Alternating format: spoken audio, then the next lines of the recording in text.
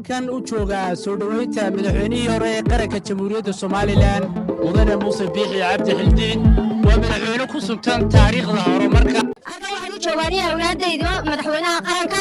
Soomaaliland waxaan leeyahay Allah Muuse taajiro talada ku adkee wasuuq baad naga dhigtay maaka ku wanaag talaabo wanaagsanow dadku ku dhicay safka ugu taaganahay inaan madaxweynaha hore soo dhaweyno Muuse Biixi Cabdi annaga oo si kalgacayl iyo jacayl aan u qabno ku soo dhaweynayna wuxuu halgamaa weyn wuxuu naftiisa u horay dalkiisa u horay waxa kale oo horumar iyo wax qabad fara badan buu sameeyay ummadda wuxuu ka dhigay inay dad walaalaha noqdaan laakiin Soomaaliland in kasto ay kala daadsadaan wax qurux badan meel kasto ay joogaan gudo iyo dabadba inay gacanta isqabsadaan inay dalkooda horumariyaan inay kii qabtaba ay ag istaagaan Muuse wuxuu halgamaa taariikh aan soo koobi karaynin ayuu soo maray beel dahab buu kaga jira aqoonsiga maanta aynu u taagan miiska saaran asaga keenay marka waxaanu doonaynaa inta ka dambaysa ee xilka qabatay inay bartii ka amba qaadaan oo ay ka sii wadaan si aynu u gaadho horumar la taaban karo oo habasanaanta aynu ka baxno Muuse waxaan Ilaahay uga baryayaa inuu caafimaad sanasiyo adduunka inta uu ku nool yahayna uu raaxo ku noolaado Muuse waa halgamaa waa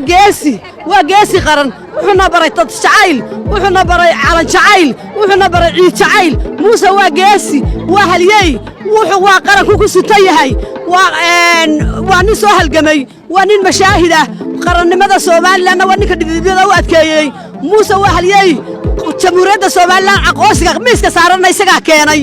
toddoba dawladood buu Muuse la dagaalamay oo dhirbaaxay waa halyay qaran Muuse ha guulaysto cadow isaalaha jabiyo ciidanka qaranku ha guulaysto calanka jamhuuriyadda Soomaaliland Ilaahay dhidibada ha u adkeeyo waxa la doonayaa hog ila laynagu ridee calanka Soomaaliland ha noolaado calanka tawxiidka leh ha noolaado calanka jamhuuriyadda ha noolaado shicibkooda ha noolaado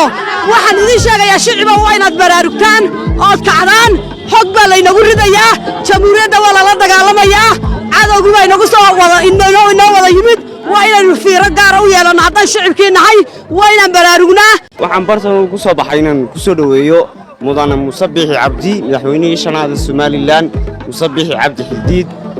ayaan ku soo dhaweynayaa waxaan maanta soo dhaweynaa madaxweynihii hore mudane Muuse Biixi Cabdi oo dalka dibadiisa ku maqnaa waxaanu leenahay reer kulmiye waa Soomaaliland darin daba